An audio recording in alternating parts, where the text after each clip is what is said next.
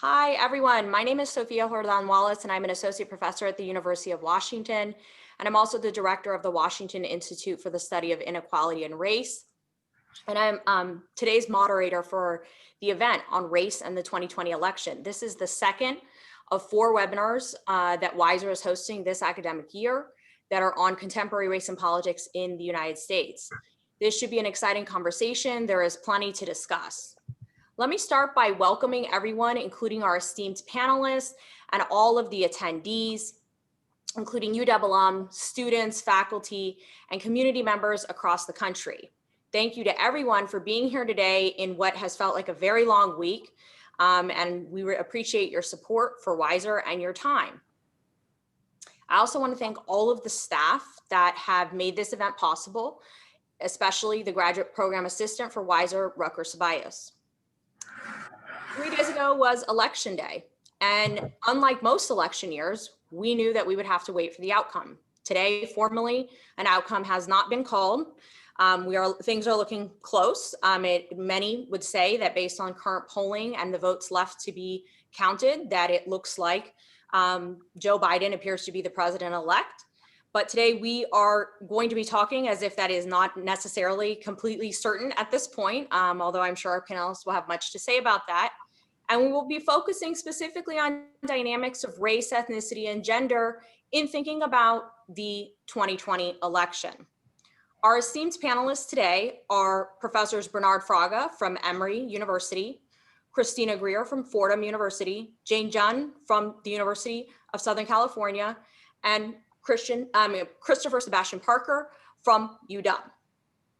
All have published extensively on voting, have done many media appearances talking about American politics, specifically about voting and elections. We are very lucky to have all of them here with us today. The format today will be 40 minutes of discussion between myself and the panelists, and then we will take questions from the audience. The way to submit questions will be using the question and answer format. Through the little button that should be at the bottom of your screen. You can submit those questions at any time. You may also decide to upvote certain questions to increase the chance that that question will be asked to the panelists. Apologies, there will likely be so many questions that we cannot get to everyone's question at the end, but I still encourage you to please submit. So let's get started. Welcome to everybody. And I want to start by asking all of our panelists that where we stand right now, what do you think will be the 1 to 2 most important takeaways on race, ethnicity, and gender in the 2020 election? And I want to start with Jane. Thank you, Sophia, and thank you to the University of Washington for hosting this important event. There are so many things that we could take away from this. It's not completed yet, but I think that the one thing, I don't know if it needs to be explained, it's a predictable redundancy, but it's nevertheless worth noting. And that is we're on track for 70 million Americans to have cast an affirmative ballot for the candidate of white heteropatriarchy, affirmatively cast a ballot. And it's not as if, as I just noted, this isn't something that was predicted, but it is worth noting that there are 70 million Americans who support, if not all of the policies and all of the character traits of this particular individual running at the top of the Republican ticket, that nevertheless have affirmatively voted for, in this case, one of the best symbols, the most clear and obvious symbols of the worst parts of the Republican Party. Okay, thank you, Jane. Christina. I think the takeaway for me is Black women, Black women, Black women, Black women, keepers of the Democratic Party and democracy, serving as the canaries in the mine for all issues and things of import for the entire nation. That would be one. And, you know, the long-term strategy of Black women in the Democratic Party, thinking of Stacey Abrams planting seeds that didn't flourish until roughly this year, even if Georgia doesn't take it. Georgia's now a contender for the Democratic Party, 16 electoral college votes. The Democratic Party was fine just leaving on the table every 4 years. I think it also should be said that cities matter, right? When I started graduate school, I was told the first day of graduate school by the DGS that cities were dead. And I was like, but I don't understand how cities are dead because people of color, immigrants, Black folks live in cities. And we still do, even though we're being pushed out with gentrification, we still live in cities and we still make a difference. And then I think the last thing is, to quote my mentor and the brilliant political scientist, Junn, who wrote an article that I talk about at least 7 times on a daily basis called Hiding in Plain Sight, about white women, right? White women have voted for white heteropatriarchy from 1952 to 2020, right? There are only 2 times that white women have gone for the Democratic candidate over the Republican candidate. 1964 with election of my favorite president, LBJ, 1996, second term Bill Clinton. Other than that, white women are Republican voters. I think they've shown us time and time again that they will uphold patriarchy better than men sometimes. And we have to remember that. We need to sort of think about strategies, not necessarily with white women. There's a lot of talk about suburban women and how they would behave. Not all the numbers are out, but I think it's pretty clear. We should not put our eggs in that basket when we're thinking about individuals who will help us save the Democratic Party or democracy moving forward. Great points from both of you. Chris. Wow, thanks, Sophia. Well, Jane said exactly what I was going to say. Is that people want to celebrate how it looks like Biden's going to win, but we should not lose sight of, once again, as my colleagues Jane said, that 70 million people voted for this white, racist, sexist, homophobic, xenophobic man, right? Let's just not lose sight of that. And to add a point of my own, and that also suggests that this country is going to remain polarized for quite some time. And I think we should not lose sight of that. It's going to be a really tough slog for the next 4+ years. Great, thank you, Bernard. So thank you so much for having me on, and I appreciate being on a panel with such esteemed scholars that I cite and think about a lot when considering the role of race, ethnicity, and gender in American politics. And as we talked about before, and as many of the people in the audience already know, but it bears repeating, we cannot understand American elections without fully incorporating an understanding of race, ethnicity, of gender, and of the intersection of the two. So I think this is a very important panel, and I appreciate the opportunity to be on it. So, I agree with everything that's been said so far. I think these are important points that get glossed over. I think the media will pay a lot of attention and demand REP scholars to explain things like, the apparent, according to the exit polls, which are problematic, but the apparent gain in Trump voting and in Republican voting by Latino or Latinx men, even perhaps by African-American men. It's unclear how, pervasive that really was and the explanations for that.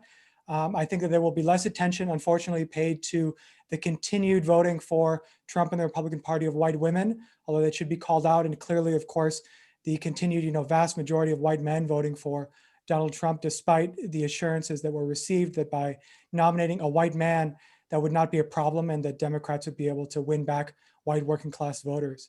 And I think that speaks to this really important point about Democratic Party strategy moving forward and the role of race and ethnicity that is implicit and now being made explicit in that. A lot of discussion during the primary season was that the Democrats needed to win over white moderate voters, needed to win over those Obama to Trump voters, especially in key battleground states in the North, in Wisconsin, Michigan, and Pennsylvania. And for the week before the election, many were celebrating the polling data that suggested large margins by 5, 10, maybe even more percentage points in places like Wisconsin, Michigan, and Pennsylvania. On election night, many people were disappointed by just how poorly those polls performed. And I think we have to look to our inability to understand, right, to fully understand the behavior of white moderate voters and say, is this a reliable strategy going forward? Versus, as panelists have said, focusing on the base of the Democratic Party, which again is Black women, is Black voters, but especially Black women, especially in leadership, mobilization, and organization strategy, not just in Georgia, where I'm speaking to you from, but in other states as well. If we look at Arizona, there, the power of the mobilization of Latino voters, of Latinx, millennial, and Gen Z voters really helps us understand why Biden has been able to turn that into now it looks like a blue state. So again, I think that the narratives that the media will talk about and will be asked to explain in the REP community are not necessarily the right ones, but what we can talk about here on this panel, I hope, maybe will give better suggestions for Democrats and for the party moving forward. Thank you. So all of you already have touched on this, but I kind of want to dig a little bit deeper into this, which I do think this question of media narratives, but also the way in which we make generalizations about segments of the electorate sometimes don't consider differences thinking about not only race and ethnicity, but also gender, age, class, geography, rural, urban, suburban. And so if we're adding on to how we think about race, ethnicity, and gender in this election, what is the role of then age, class, geography in how we should understand both the voting behavior of different segments of the electorate, but also how appeals were made to these different groups of voters? I'm sorry, let's start with Christina. I think it's interesting because the Democratic Party has been the party of great ideological diversity, including racial and ethnic diversity, religious diversity. And, if we think about Jesse Jackson in 1988, a 50-state strategy, right? We can look at the map and it looks red, but there are lots of blue cities in those red states where there are Democratic voters that have been mobilized. I think that the Democratic Party still needs to do a better job at thinking about certain states and communities where they could have been a lot more robust, right? Instead of chasing these white working class voters that left 40 years ago and hoping that they'll come back like the Loch Ness Monster, why don't we double down and make sure that voting efforts in Milwaukee and Chicago and Detroit and Atlanta and Philly are actually seamless, right? We've got people, who's asking Asian Americans what they think in polling or otherwise, right? Are we really reaching out? We know that, as I've written, Black Americans are quite diverse, or Blacks in America are quite diverse, just as the Latinx population, just as the Asian American population. I think that the Democratic Party has been doing a good job, could do a better job reaching out specifically to various communities, so we aren't scratching our heads and saying, well, why is Broward County or Miami-Dade County going Republican? It's like, well, if we knew anything and talked to scholars of Latinx politics, we would know that Cuban Americans aren't going to vote for Joe Biden and Kamala Harris. Like, we all know this, right? So this is obvious. I think that we could also, in our 50-state strategy, there are lots of states. Texas, to me, is ripe for the picking. I don't know if it's going to be 2024, but it's on that road, right? Arizona and Nevada, definitely, if we cultivated relationships, more substantial relationships, Latino and Native populations out there. And so I think that there's a lot of ground that has been tilled. There's a lot of fertile ground that's been left unchecked. And we've seen a lot of close calls in places like Georgia. Virginia's still a little wonky, right? I mean, we can make inroads in North Carolina. We've seen it happen. And so instead of going to the mountains of various states hunting for white men who voted for Jimmy Carter, I think that we can focus a little bit more on the 21st century voter that's a much more diverse coalition. Jane? Chris, are you laughing at me? We're just laughing at the hunting for Jimmy Carter voters, at least white men who were. And I love Jimmy Carter. I love Jimmy Carter. Yeah. But they left and they're not coming. Those voters left and they're not coming back. So forget them. Go to, dance with the person who brought you to the party. That's how I feel.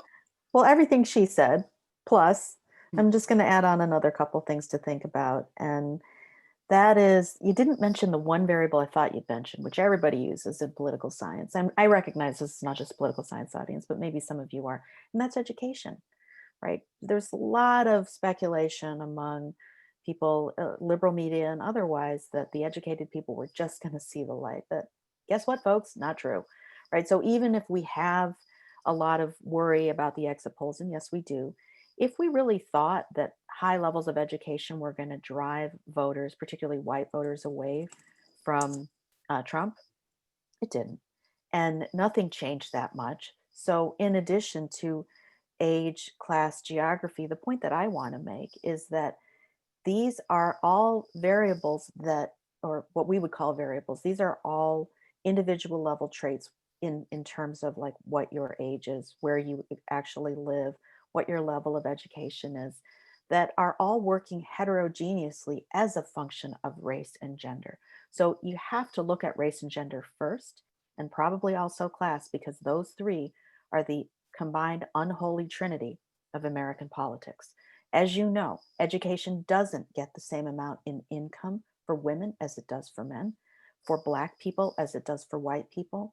So you don't get as much out of education in terms of, let's say, income that you do. So all of these, then if you are a person of color, if you're a woman. So I think it's important to look at the first order variables, and those are the things that structure opportunities, social standing, educational attainment, the capacity to influence politics, these are all structured by the United States, and in this case, American democracy's unholy trinity of race, class, gender. After that, all these variables have different effects. Whether you are evangelical Christian or not, for Black people, doesn't matter. You're still voting Democratic, right? But for whites, that's completely the opposite effect. So I think it's important for us to recognize that everything goes through race, class, and gender. And following that, we can analyze the differences. The important thing for us to do as scholars in this important area of political science, more generally in the social sciences, is continue to help people see that race, class, and gender are not control variables. They're not things that you just account for. Race, class, and gender, this unholy trinity, structures everything about politics. And if it's a very simple point, one that for whatever reason, people still don't seem to get. And yet this election and the outcome of this election, despite being good for Democrats, nevertheless, as I noted in the beginning, and as Chris mentioned as well, we remain polarized, not only because it's a function of just, we don't like their policies. The Republican Party is the party of white heteropatriarchy. It is the one that continues to say, let's maintain this structure. Whereas to a lesser degree, the Democratic Party says, no, that's why we're polarized. It's not because we can't agree on stuff. Well, unless we can't agree on not being subjugated to discrimination in all three of those areas. Before we hear from the other panelists kind of expanding this out, I want to just briefly follow up, Jane, because you brought up patriarchy, and I really do want that to be something that I want to hear everybody talk about, which is what is the role of patriarchy in motivating voting behavior and also appealing to different segments of the electorate as well.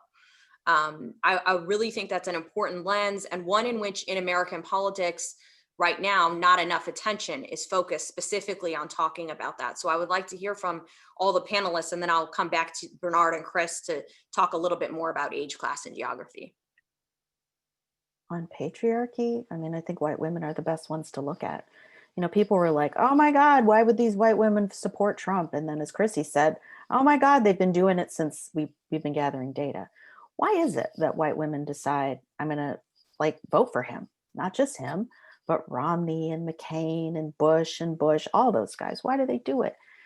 Well, you have to root yourself in what is it the Republican Party stands for. The Republican Party stands for white heteropatriarch. It always kind of has. And it's been pushed off a little bit. Every now and then you get a slight more of a gentleman running for office, like a person with integrity, a person who may embrace a different set of other values in the Republican Party, such as John McCain. But for the most part, Trump is just the personification of that. And it confused a lot of people why white women would support that, their own subjugation. But let's face it, people, they don't see it that way.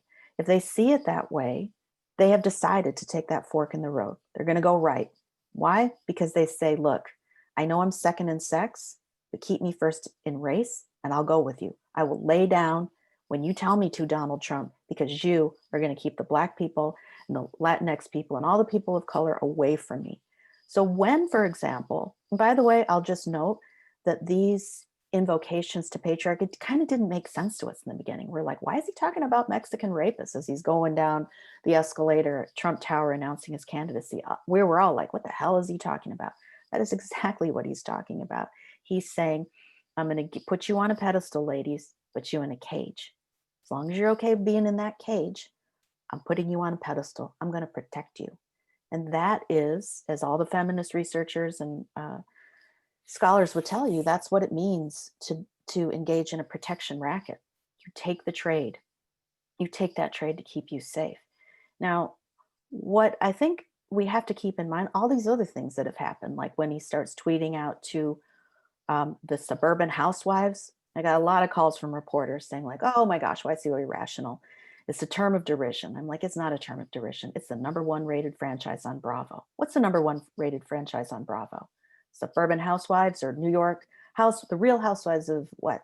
Dallas, New York, Beverly Hills, Atlanta. It's glamorous to be a housewife, at least in some elements of popular culture. And I don't believe that Trump is only talking in this patriarchal language to women and to white women. It's part of what's working on people of color. and it's a lot of what's working on men. I think that statement was really more for men. He was saying, you protect your woman, you allow her to stay home, do her hair, get ready for you when you come home at night. To me, none of these things are confusing. They are part of a larger puzzle of the political ecosystem that we have. You can't understand Black women's behavior without understanding white women's, and then following from that, men of color. Why are they doing what they're doing? Related to patriarchy. Can I just tackle onto that? Because I mean, don't forget, he also name checks Cory Booker. So this idea of a Black man coming into your suburbs is very specific and historic. But America's predicated on, I always say, like a four-legged table, right? So it's white supremacy, anti-Black racism, patriarchy, and a certain type of racialized capitalism. And those four legs sort of uphold this table that we know as American democracy. So all the things that Jane said make sense. But we have to back up just a little bit, because when we think about, say, the colonization of this nation and mass genocide of Native peoples and bringing Black people here in US chattel slavery, it's different than what the Europeans did. Because when they went away and abroad, they did what they did. They had second families. I'm a product of a second family from the Bahamas, right? But they came home, they took a shower, they washed their hands, and they sat down at the table, and everything was good. In America, you had to inculcate your family into the business and the process of subjugating other people. And so women were a part of that, a day-to-day decision-making process of upholding US chattel slavery. They got their kids in on it too at a very young age to help them understand that they were the owners and Black people were property. And so it was a family enterprise in a way that we don't see in the same ways in, say, European countries, because they did that away from the house, right? And so then when we fast forward to someone like Amy Coney Barrett, who is anti-choice. I refuse to say the word pro-life. Lots of people who are pro-choice are also, they don't believe in abortion. They believe in the government letting a woman decide what she wants to do. So it's pro-choice and anti-choice.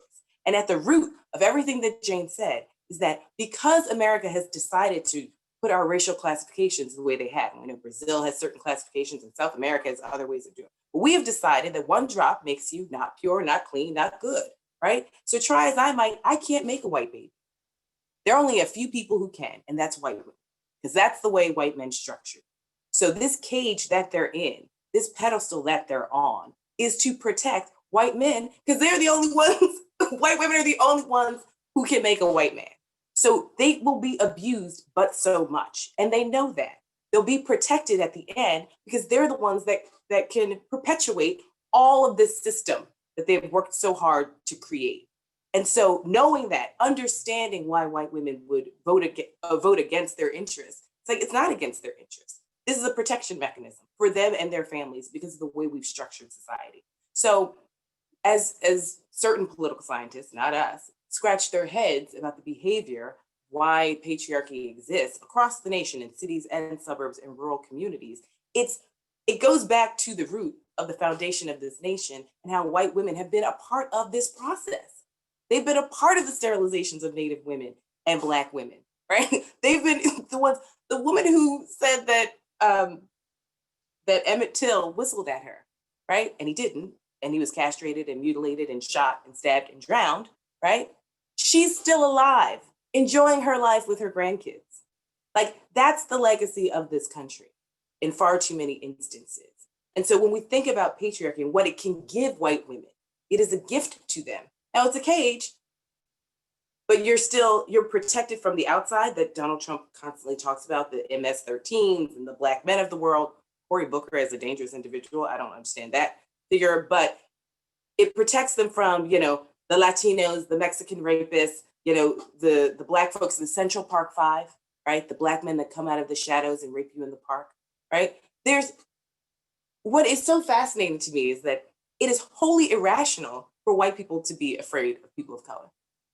It is totally rational for Black people and people of color to be afraid of white people. We have decades and generations and centuries, actually, of receipts of the power and capability of white people destroying our lives for no reason, actually, right? Maybe we're just trying to vote and we can get lynched or raped, right? Thinking about all the women who were raped trying to register to vote. So when we think about how patriarchy has been used, and Donald Trump is just a 21st century manifestation of this four-legged table that is just out in the open of white supremacy, anti-Black racism, patriarchy, and a racialized capitalism where white people make money off of the backs of people of color, right? And communities, thinking about Jared Kushner and his enterprises in Baltimore and evictions. Like, to me, the puzzle makes sense. It's just, going back to Chris's point, 70 million people said, all right, I'm good with it. Why not? Let's do it again. Let's re-up this party, 4 more years of it. So I think moving forward, we really are going to struggle because we're at a crossroads where some people are like, this is disgusting. Rip this tree up from the roots. We have to do something different. And others are saying, yeah, we can prune it a little, but it works. I like the shade. And here we are. I think that gives us an excellent segue. Actually, I want to turn to Chris to talk a little bit about white supremacy, but also threat in motivating behavior and understanding the dynamics in both the appeals to segments of the electorate, but also voting behavior, thinking about that, since that's really your wheelhouse in terms of the research of the people that you study. I'd like to hear from you a little bit about that component of this.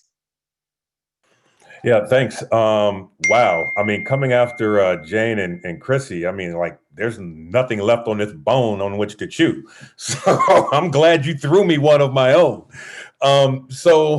Yeah, I mean, so threat is really important. And it also goes along with this class dynamic, because a lot of people say, and you guys know my little hobby horse, the whole economic anxiety that Matt and I, he and I have been beating that drum for a while. Where people want to say, oh, it's only like, working class white folks who supported Trump and supported the Tea Party. I'm trying to keep this clean, y'all. That's a bunch of BS, right? It's just not true. You have, and as Jane suggested earlier, people think education is a panacea. No, it's not. And it's never been. So, and what these people see is there's this sort of way of looking at the world. It's called secular fundamentalism. And that fundamentalism does not necessarily need to be religious. It can also be secular. Let me give you one example. So if we're talking about playing baseball or doing ballet, there are fundamentals to everything, right? There's a certain established way of seeing the world. And that's how these people, these secular fundamentalists, see the world. They see the world where Black people are supposed to be in their place. All people of color are supposed to be in their place. Women are supposed to be in their place, right? And there's this sense of privilege that they prioritize above and beyond anything else. And so when they get this sense of threat, like, oh my God, this is not material threat. This is a sense of existential threat that, my way of life is changing, right? So that's why you see these farmers, even though they're getting screwed over, 6 ways from Sunday from Trump's tariff policies, they still, lick the bottom of his shoes. This is not about economic anxiety or material self-interest. Look at all the working class whites that stood to lose health care, right? But they still voted for this fool, right? So this is all about the sense of existential symbolic threat that they feel like their way of life is going bye-bye. So back in the day when the Tea Party was talking about real Americans, right? Okay, one was a real American if one was white, male, middle class, or better off, straight, Christian, native born. If one cannot or could not check all of those boxes, one was not a real American, quote unquote. And as some people might say, well, what about white women? Yeah, white women, they're not real Americans either. If you think about it, if you think about all the white women that supported Trump, would you say any of them were feminists? No. So it's this idea that they're losing their country, they're losing their society, they're losing their way of life. When Obama got elected, it was like, we have a Black man in the White House now. The president is the face of the country abroad. He's the head of the government at home. It was just the commander in chief of the military, the chief law enforcement officer. That was just too much change for these people. So now we get Trump, right? And so let me just tie all this in that because I want to give other folks a chance to talk. This is what motivates this behavior, right? And let me make one thing clear. It is not fear. It is anger and anxiety because the response from fear is to withdraw from the threat, right? If one is angry, one feels this sense of being, wronged, right? And they need to correct this injustice. And so that's why we see these white people that are moving forward and trying to reclaim their country, right? And so that's why we get the voting behavior that we get from white folks who feel threatened, and that's why okay, no, I'll stop there. It's about anger and anxiety that's associated with this threat and not fear. So Bernard, I want to give you an opportunity to jump in here on any of these pieces where we're talking about age, class, geography, threat, patriarchy, and then after that, I want to segue to talk. And I'll start with you to talk a little bit about voter suppression that is occurring in this particular election cycle. What's new, what isn't, and what you think are the impacts.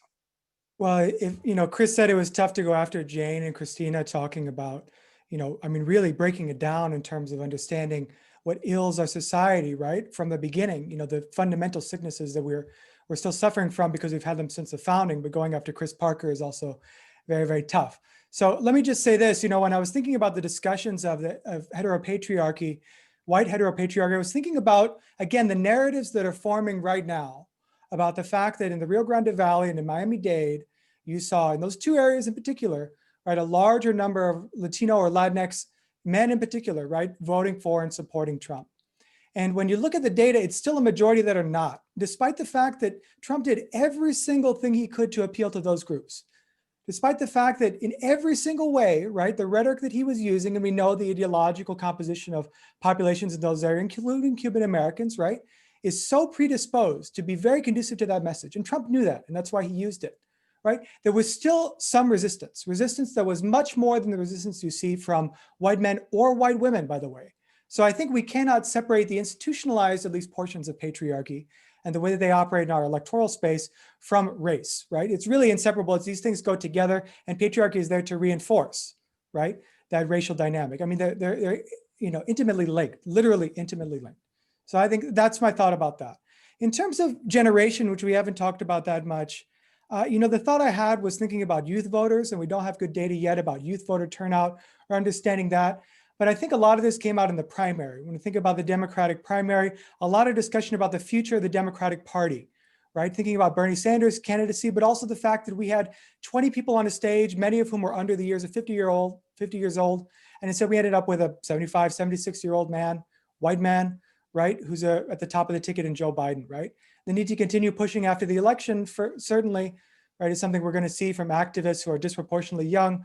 But also when we talk about not engaging with and not mobilizing millennials and Gen Z, we're talking about not engaging with and not mobilizing a majority of the Latinx population in the US.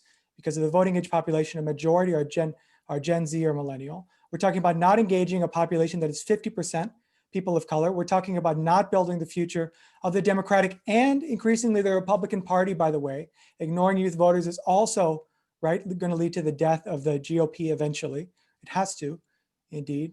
So I think that the generational kind of dynamics cannot be ignored in this either. And the fact that, I don't even know, by the grace of Black women who are willing to put their, literally their lives and livelihoods on the line and voting and turning out and running these mobilization and organizing campaigns in the South and in other states and northern cities, for example, right? This is what's going to lead to having our future for our children, for some of us on this call, and for our children as well. And I think that can't be ignored. So I'm happy to talk about voter suppression too, if you want to restate the question or just launch so into it. I want to hear from all the panelists. So thank you so much for all of us different points on thinking about what's motivating behavior. I want to turn a little bit to talk about suppression. What type of suppression, how much, to what extent are you seeing suppression on this cycle? What's new? What isn't? What are the consequences? And what are the types of reforms and or actions that parties, specifically the Democratic Party, needs to take to stop this stuff? And or where does community organizing fit into this in terms of fighting some of these efforts?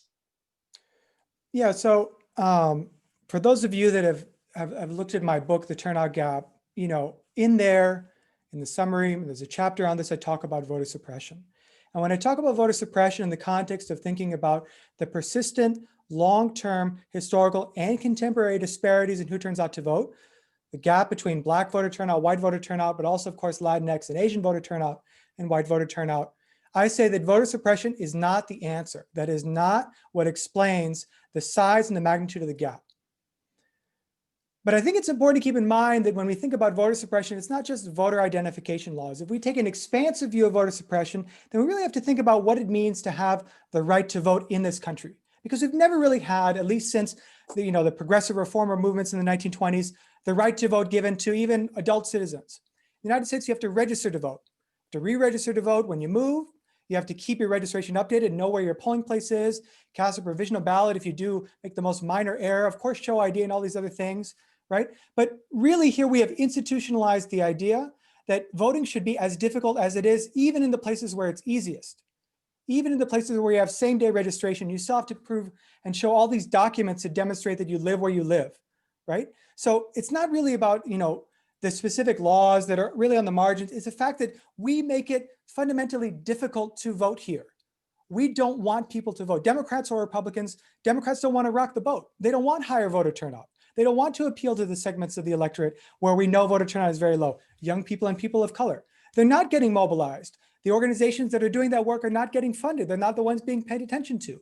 And then Democratic House candidates go on a call and talk about the fact that discussing the issues that millennials and that people of color care about is an anathema, is going to be problematic down the ballot. Don't do it. Instead, focus again on the white moderate voters, the white swing voters that we know, as Christina said, going hunting for the Jimmy Carter voters that are already gone. They're actually dead at this point, but they're gone as well.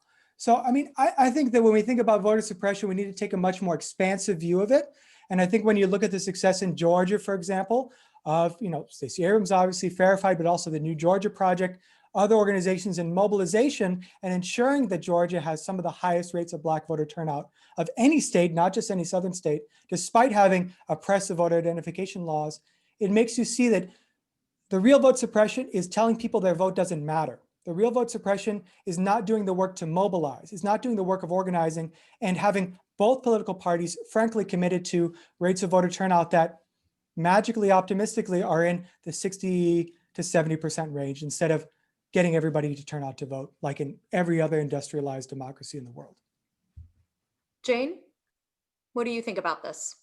That's hard to follow too there, Bernard. A lot of good points made. I think that I just want to pick up on the one that he made with respect to parties not wanting this to happen. So your original question, Sophia, was what should the Democratic Party be doing about it? Well, both parties should be doing something about it, but they're not, in part because of what Bernard noted. This is like the worst nightmare for parties when they can't predict who's actually going to turn out. They want the people, they don't like uncertainty. Like the stock market doesn't like uncertainty, neither do parties. They want to be able to predict who and what. And so they're going to bring out the people who have already been loyal and shown their loyalty. So in point of fact, I do think that thinking about suppression as something beyond simply what Republicans do to disenfranchise minority voters, that's really what it is in its most nefarious affirmative sense. But I think Bernard is right to say that we should think about suppression more broadly and not as necessarily as an active act, but something as passive that you just don't do. And this is, I think, in the case of Asian American voters, one of the most fundamental elements as to why you see relatively low turnout. So you see low turnout among Asian Americans and our inability to kind of understand how and what they're going to do, in part because of the internal heterogeneity, as Christy noted earlier. Even Blacks in the United States are also highly heterogeneous, but that because parties are unsure which way Asian Americans are going to go, it's one of the reasons they don't mobilize them.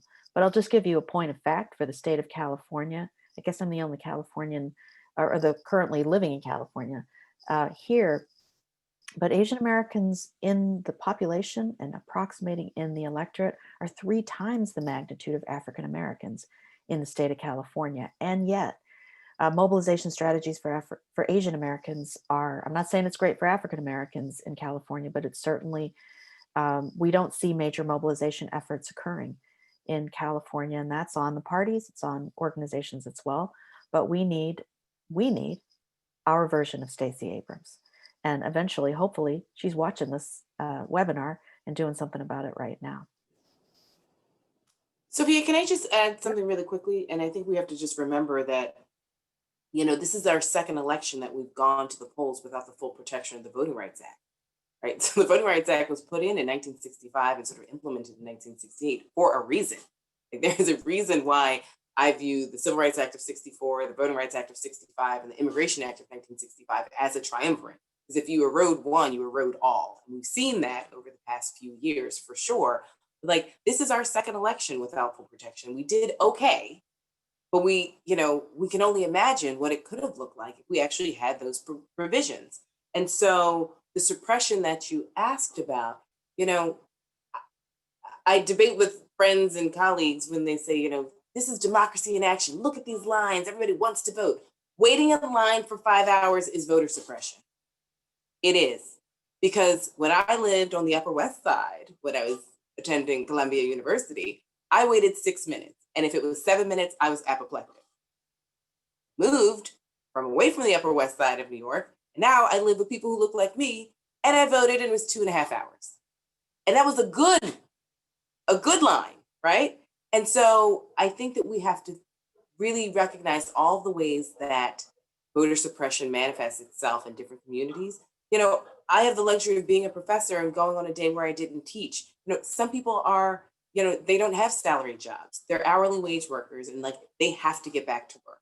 So they don't have the luxury of waiting in line for 5 hours or 2 hours. And I think that, as Jane mentioned, it should be both parties, but I think we all know Republican Party, they've just left the farm.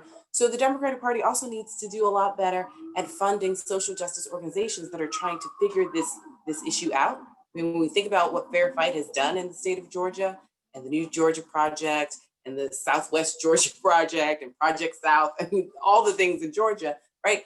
They actually had an infrastructure and an investment separate from the DNC because the DNC left them to defend for themselves, but they invested and we see how those results turned out. So imagine what that could look like in the state of Florida, in Pennsylvania, in North Carolina, in Milwaukee, and in parts of Wisconsin, in Michigan.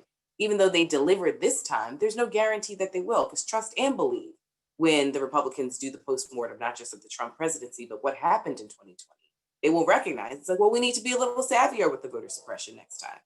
So, or Arizona, not letting that happen again, or Texas with Latinx voters really mobilizing across multiple cities across the state. So the institutional effects of voter suppression are currently there, and until we win some court cases to reinstate the Voting Rights Act, I think we're still in a pretty precarious position. Chris?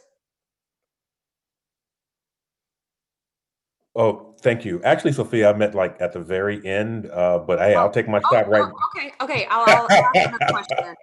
Okay, so we're getting close to when we're going to start taking questions, but there are still one question is already kind of floating around in the chat, so I'll save it. But before we move to those questions, I want to talk a little bit about, at least just for a few minutes here, if we're operating from the assumption that Biden is the president-elect, this brings up two big questions for me, one of which has appeared in the chat. But one is also, we have to say something about the significance of the election of Kamala Harris as the vice president. So I'd love to hear people's comments about that. And also, what does this mean? If Joe Biden is the president-elect, what does this mean for how we think about race and politics going forward? What changes, what doesn't? What does this mean for different strategies? So please speak to either of those questions, the last of which is already appearing in the Q&A, so we can also save that. I'll just quickly talk about Kamala really quickly as a Black woman. It's historic, right? I mean, we're 52 years away from Shirley Chisholm first being elected to Congress. She's the first Black woman elected to Congress in the history of our nation from the state of New York, right? 4 years later, we get Barbara Jordán from the state of Texas. We have, in the history of our nation, we've only had 2 Black women elected as US senators, right?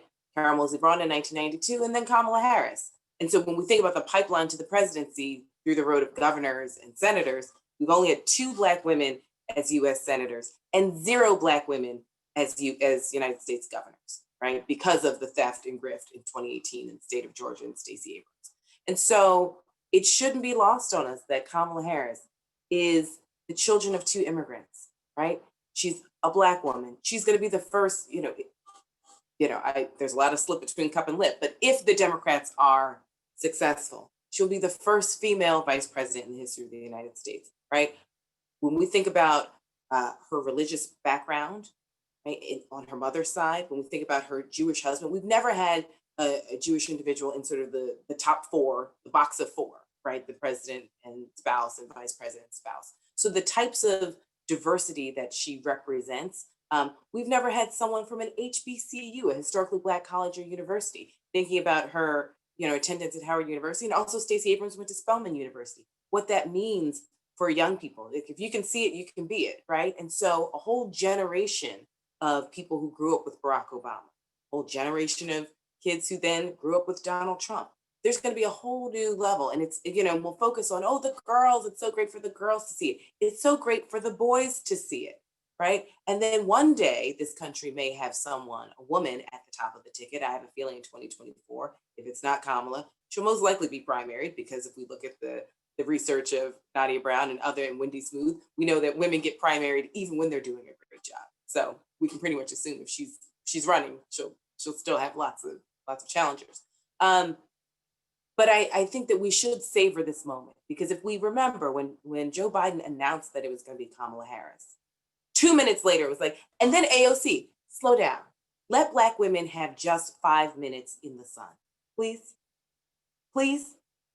As the keepers of this party, as the keepers of democracy, can we at least celebrate the fact that this woman from the state of California, we haven't had a Democrat on the ticket in this level from the west of the Rockies since when, right? California only became blue in 1992. It's relatively recent. So what she's been able to do in a short period of time, statewide elected in the largest state in our union, she's done a lot of work.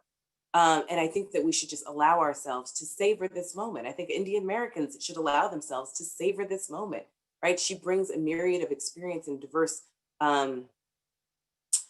representations to the table that are incredibly important and will be important, especially as we think about the continuation of the legacy of Shirley Chisholm and Barbara Jordán and Black female elected officials throughout the nation.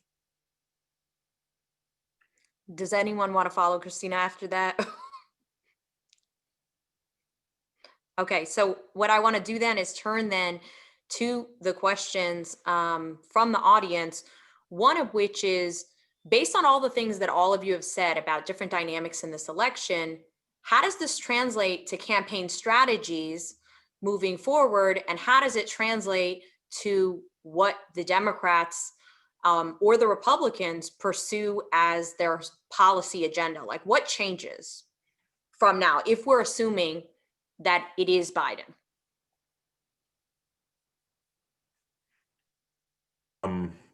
Well, the first thing, as far as a policy agenda is concerned, what I would like to see, frankly, I'd like to see something big, before his term is over, and hopefully, Kamala takes over at some point. A reparations bill, because that would do a lot of good. And I don't know if anyone's read the recent book by Professor Sandy Darity and his partner, but they lay out a really good way of achieving this, and why it would really be good for the country economically as well. So I would like to see something. I mean, at the end of the day, that's what eventually I would like to see, because I think that would go a long way toward bringing more racial equality than really anything else in the long term. That would be great. But really, Chris, I mean, I think we got to get real about the context and the time that we live in. I'm not saying it's not something we should hope for and that we should attempt, but I do think that Biden was nominated for a reason. And the whole strategy of the Democratic Party in this election, as Chrissy noted, was basically leaving voters to fend for themselves in places like Georgia, not contributing to the process of voter mobilization, particularly populations that they thought they had in the bag anyway. So I think it's ambitious to talk about policy. I think useful, great to dream about, but ambitious to talk about policy, at least in the next 2 years. I think 22 is going to be a terrible, terrible fight, as you might imagine. And I think that's because of the context of now, and that includes COVID. We're still in the middle of this pandemic. We're not out of it yet. We're still facing a recession. We're in a recession. We have a likely Republican Senate. We have a stacked Supreme Court of conservatives, and we have a smaller Democratic majority in the House. All of these suggest that big policy innovations are probably not going to happen now, which doesn't mean we shouldn't try, but it simply means that the Democratic Party is going to be fighting for its life in 22. And so I think it's unlikely that we'll see major policy reforms to the political left. And I think that is part of a, just a, in this case, a casualty of the election. And what happened in this election, I also just want to return to one thing that Christina was talking about. And, Asian American women are celebrating too. We celebrate Kamala Harris too, and we claim her as well. But I think that when you say it's so great for boys and girls to see her, it's also so scary for some of them, right? It is part of the reason why you see the mobilization on the Republican right. People who are absolutely afraid of a Black woman being second in command. So the fact that she is in the group of four, sitting in one of those tables or chairs at the table at the highest office is great for some kids, but really scary for others, particularly ones who see and witness the power of Black women in the electorate. And I think that that'll loop back to another question about what this has done for men of color as well. But I think that, as I stated earlier, this is a political ecosystem. You can't understand one set of actions thinking that it won't have an effect on others. So I do think that, as ambitious as we'd like to be about policy initiatives, I think these are unlikely to happen given the context. And also that we need to watch for the backlash. I mean, let's enjoy it. Let's give ourselves at least some time to enjoy Vice President Harris before she is overwhelmed with negativity in the same way that Barack Obama was. Chris Parker wrote a whole book about it after in the Tea Party movement. There's going to be another one. I'm not sure what it'll be. The wine moms maybe, and their revenge on the Democratic Party and the election of a Black Asian immigrant woman to the highest office in the land. Bernard? Yeah, so real quick, I agree with what's been said about the difficulties that the Democrats are going to face, but, two things. One, it's funny because on, some of the panels, I was on, this morning I was on the news as the Pennsylvania data came through, right? Joe Biden will be the president of the United States. And one thing that's been really frustrating is about, this notion, and I understand why we have to have caveats and this kind of thing, but people were in the streets, right, saying count every vote. They are counting every vote. They're counting every vote in Georgia with a Republican Secretary of State and a Republican governor who, through vote suppression, won the election, both elections, including a runoff, right? And people are willing to cede the presidency on the Republican side. Why? Because Republicans won 70 seats in state legislatures that were held by Democrats. Republicans are going to keep the Senate unless the Democrats get their act together with a runoff and win both of those seats, which are very winnable. If Joe Biden can win the presidency in Georgia, right, and in general, the Democrats can do that again on January 5th with a runoff, right? Republicans hold the Supreme Court, right, and they made gains in the House. Mitch McConnell, the day after the election, was not upset. He was happy. He was like, it worked, right? And now he doesn't have to deal with Trump anymore. So to me, I think it's a question of how much the Democrats really want this. Do they want to govern? Do they want to have a policy agenda that actually helps people, that helps working people, that helps the people most impacted by COVID-19, that helps people who have been disenfranchised and were disenfranchised under Obama, right? Things like immigration reform. Do they actually want to suspend deportations long-term? Do we want amnesty? Do we want to actually fix these problems that have been going on, right? What was Biden's plan for Flint? What was, the issues that we're talking about that millennials and young people frankly care about, right? I didn't see a lot of those plans. I saw, let's go back to the way things were during Obama, right? It wasn't perfect then either. It was better, but it wasn't perfect then either. And we have to recognize that. And I think right now, right, my hope is that people keep, being active and mobilizing, not so much because defeating Trump is the end goal. That's important, right? An important step for people on the left, but it's because we need to push forward and actually improve the lives of Americans. And I think that's where I'm more skeptical of the plan. It's not so much, the votes or whatever it is. I'm not sure they really want it enough to do what it's going to take to push this forward. That's my fear. Well, both of you have brought up, I think, something that I want to, it's popped up in the questions and I want to circle back to, which is in this moment, how should we see this in a historical perspective? Is this a moment of progress? Is this backlash? What is this reaction? What are you anticipating, right? Jane, you already touched on this a little bit, that you're thinking that eventually there is going to be backlash that will come forward.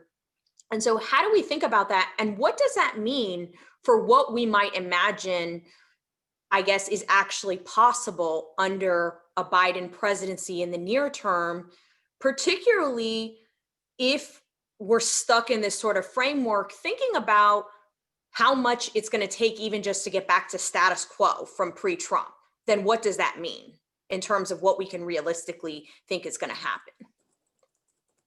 Can I say something? Yes. So first of all, I think I completely agree with Bernard. We shouldn't be trying to get back to a status quo of any kind because it wasn't so great for us to begin with. So let's just say that right out the gate. Another thing I wanted to say was just to double back and comment on what Jane said. And I think she's right. It's going to be a real struggle for Democrats. But think about what's happening right now, in the Democrat Congressional Caucus. They're having a fight right now. At least that's what I've read, about where the party's going to go. And I think to do more of the same and to keep, playing small beer, right? It's just not, or small ball is just not going to do it. I think there needs to be a more ambitious policy agenda. I mean, it's better to try and fail than not try at all. So, because you got more, I mean, why is there talk of AOC and all due respect to Chrissy and I agree, Kamala needs to get her due, but there's been some scuttlebutt about AOC running for the Senate. Right. So, I mean, she's climbing the ranks and with her, you got the rest of the progressive wing of the Democrat Party that's coming with her. Right. And they're going to want a more progressive, a more daring policy agenda. And they deserve it. You have to give them something. Right. Because to continue to do, I'm going to use a football analog, 3 yards in a cloud of dust all the time, that's not going to make people happy. Right, we have to have some ambition here, but I'm also very mindful of the practical limitations. Right, so that's one thing I wanted to say, and I know I'm probably not going to get a chance to say this. Chris, can you say a little bit? There's a lot coming up in the question specifically around this. I think a lot of people watching this, they're interested in this idea of how could the Democrats move forward an ambitious policy agenda, but what is the path forward to do that? What is the path forward for people in the public to put pressure on Democrats? What is actually possible under this institutional arrangement? What isn't? So if people could speak to that in answering this question, I think there's a lot of interest in that from the audience. Well, I'll just say, like Bernard said, continued mobilization. You have to put pressure, like Obama used to say, hey, I need you guys to put pressure on me. Right. So I think continued mobilization from what's happening right now. I think that will go a long way towards that. So Sophia, I'm going to say something that, Chris isn't going to like, but we have limited time. So let's get into it. Here's the thing. Black voters are strategic voters, and we vote because we know the capacity of white people. Right. And so many Black voters are willing to go with, we all took game theory and stats in grad school, right? They're willing to go with their second and third choice because they know what white people will do, right? This is why Joe Biden was the nominee right after South Carolina, right? When Bernie Sanders didn't bother to go and even meet with James Clyburn or Selma, right? So couldn't be bothered to humble himself to ask a Black man for his blessing. That's a different story. But we know that especially older Black voters who are the foundation of this party, it's like, yes, we are a massive tent in the Democratic Party. We have multitudes of ideologies, which is great, what makes our party great, but it also makes it a lot more complicated. We also have to be real about the fact that Black voters who are the foundation of this party aren't by and large progressive voters. They're not. They're conservative to moderate voters, right? Because they don't have a party that they can go to. So even conservative Black people are trapped in the Democratic Party because they can't be with the white nationalists. So our ideological diversity is incredibly diverse, and we know the capacity of white people. So we have to think about them in also our own decision-making. So to move the ball forward, yes, it's incremental change. Yes, people are frustrated. Yes, progressive politics would probably suit us better, but it's like, but if we think about a distribution curve, it's like, if we cast our entire lot over there, we know for a fact we get nothing. We do, because we know white people. Black people have to know white people in order to survive in this country. And you really have to know them if you want to thrive in this country. So I think politically, the strategies that Black people make in lower levels, and I think Bernard's analysis of statewide offices, that's where we should really look at sort of some of the granular, I can't talk, I've been up for like 2 hours, but the granular ideologies of Black people across different states can help us understand some of the nuggets of progressive politics that we can weave into whatever this democratic platform is moving forward. But I think the reason why there's been a reticence to go far left is because I don't think that that's where the vast majority of the party is, right? When we think about a Democrat in Texas, they're more conservative than a Republican in New York City. So like, I'm a pragmatic progressive. Sure, I would love, as Puffy says, to eat, turkey sandwiches and like drink all day. Of course, who wouldn't, right? But it's like knowing that the capacity of white Democrats, not white people, white Democrats, has limitations, then I would much rather sort of work within that sphere to get something than to push the envelope so far to the left. And we know, we don't even have to, it's like, well, let's see. We don't have to see, guys. We'd be wasting time to do that. We know the capacity of white Democratic voters across this country. They keep showing us time and time again. So it's like, let's look at the data and then figure out the policy issues where we can sort of move the needle. And I think the frustration, which is valid, is that why are we constantly doing incremental change when we know that this would be better?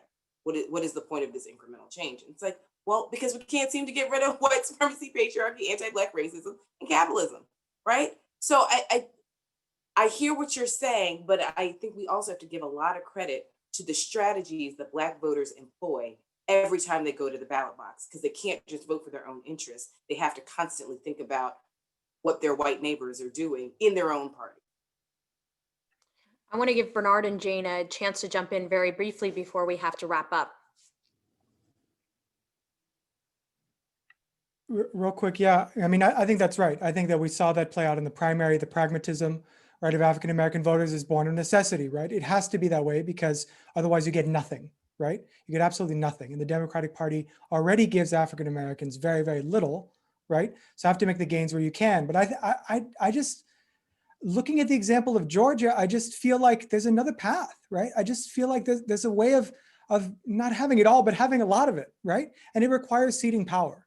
And when you cede power, I think, to Black leadership, right, which hasn't happened fully in the Georgia Democratic Party, I don't think, but has to an extent more than a lot of other places, I think you start seeing that like the notion of what is progressive, right? It's not necessarily like Green New Deal, although there's some of that, right?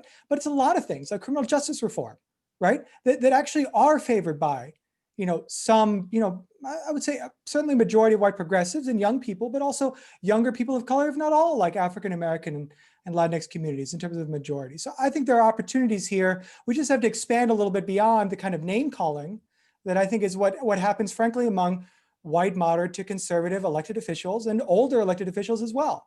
I mean, look at the example of, frankly, someone like Dianne Feinstein, right? Thanking Lindsey Graham for running such a great confirmation hearing. I mean, I think that's the problem. That's what people don't like to hear. And that's what really honestly demobilizes young people. They say, why should I vote? It's going to be the same no matter what. Jane, we'll give you the last word. Last word. Okay. Am I the elder statesman here? I think I am. Maybe Chris Parker's a little older than me by a few months, but let me bring this back to political science, because my guess is this is mostly a political science audience or people who maybe took political science as a course or as a major. Think about what your classes were like 20 years ago. Think about all of you, what classes were like when you took them. So this is the question that you're asking as a profound one, right? What can we imagine is actually possible in the near term? If you would have asked me, I think we got to think about that and strategize and have all of these answers and potential options, the incremental, the greater leap, but we also reflect on our own experience here. Would this panel be happening? Of course, they wouldn't because Zoom wasn't invented, but would this panel be happening 20 years ago? Were any of these books that all of you and the articles and all of the kind of influence you've had on the profession happened 20 years ago? No. It was an incremental strategy. We all had to sit there and take it in faculty meetings. We still do, because guess what? They just replicate in themselves. They may be younger, but they're the same guy. Ooh. At the same time, true, right? And at the same time, we are moving the conversation such that inequality's unholy trinity is no longer a set of control variables, that it becomes the center of the conversation. So how do these things happen? Sometimes they happen in great leaps. Sometimes they happen in a lot of people doing small things gradually, entering the system, being a part of it, taking power. And then one day people wake up and they say, oh my gosh, where'd they all come from? There's a backlash in RAP too. You're going to see that. But I think it is a combination of all of these strategies at the granular level, recognizing where it is that we have power, sometimes keeping your mouth shut, sometimes screaming. I think that all of these things are making us progress. I would hope that in 20 years from now, the young people who are watching today and the students that are going through political science courses and just living in America will see something quite different. I think that the election of Barack Obama and now Vice President Harris, these will have impacts. We just can't see them yet. So let's be patient and let's keep at it. And I think that it will yield. It already has. We Well, would thank not all you. be sitting here today if it didn't. Thank you, Jane, for your optimism and final word. Thank you to everybody in the audience who watched. And I just want to express my gratitude for everyone on this panel. Thank you. This is a crazy week, in particular for you to have taken time out to participate. And I really appreciate you doing this. But also, I think it's important to underscore Jane's point. I appreciate you in this discipline. It is definitely the case that even when I started graduate school almost 20 years ago, there were far fewer of us, and I appreciate that such a panel can even exist. And I am lucky to have you as friends, and all of us are sitting around having this webinar as tenured folk. So thank you very much to everybody. Have a good afternoon. Hopefully we'll all have a peaceful weekend coming up forward here. Bye. Thanks, Sophia. Thank Bye, you. everybody. Thank you.